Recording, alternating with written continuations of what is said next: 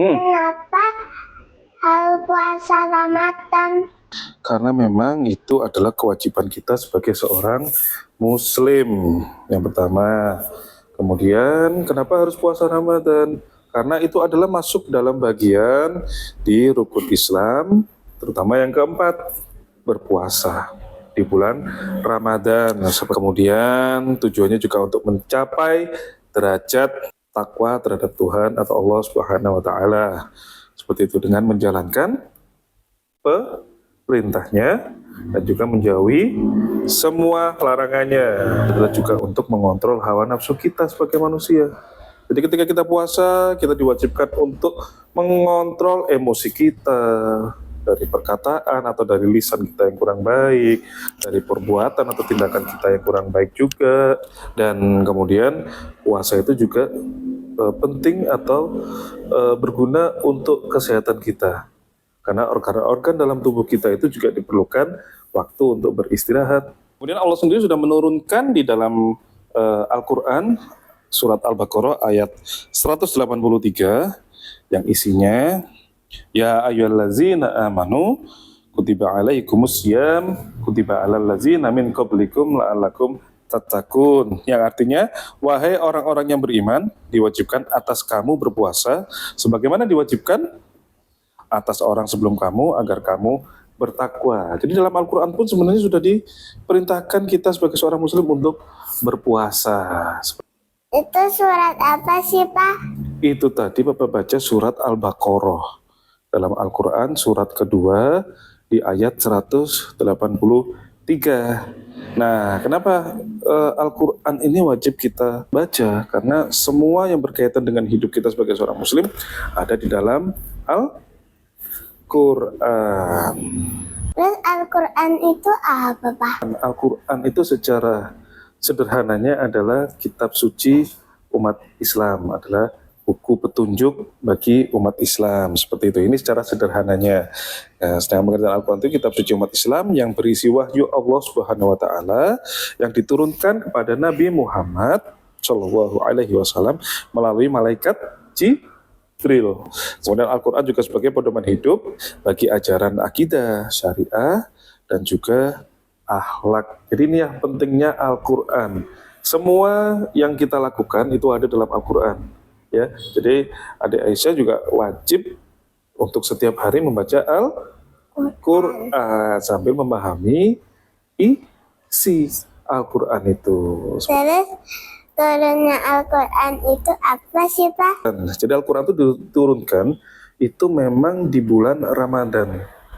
Di bulan Ramadan, wahyu pertama itu sendiri dari Al-Quran yang diturunkan kepada Nabi adalah surat Al-Alaq ayat 1 sampai 5. Itu adalah wahyu pertama yang diturunkan kepada Nabi Muhammad melalui malaikat Jibril. Ingat surat Al-Alaq 1 sampai 5 seperti itu. Iqra. Nah, bacalah seperti itu. Makanya kenapa Al-Quran ini harus kita baca karena sudah berisi ajaran atau tuntunan untuk mengetahui isi-isi dari Al-Quran itu sendiri, ya. Manfaat Al-Quran itu apa, Pak? Manfaat Al-Quran. Jadi kita bicara manfaat Al-Quran dalam kehidupan sehari-hari kita sebagai umat muslim, sebagai makhluk yang bersosialisasi, sebagai makhluk yang memiliki kemampuan logis dalam berpikir. Jadi sebenarnya kita mempunyai beberapa hal, ada 3 kurang lebih. Yang pertama yaitu Al-Huda. Apa pengertian Al-Huda itu? Al-Huda itu sebagai petunjuk. Kenapa Al-Quran ini disebut sebagai Al-Huda, sebagai petunjuk? Karena memang banyak sekali petunjuk-petunjuk yang ada dalam Al-Quran ini yang harus kita jalankan, yang bisa kita terapkan dalam kehidupan. Entah kehidupan dengan hablum minallah, dengan hablum minanas, sama manusia, sama Allah. Bagaimana kita bersosialisasi dengan teman, dengan guru, dengan rekan, dengan orang tua, ya, dengan kakak, dengan adik, seperti itu.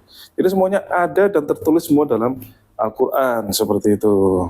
Kemudian Asyifa.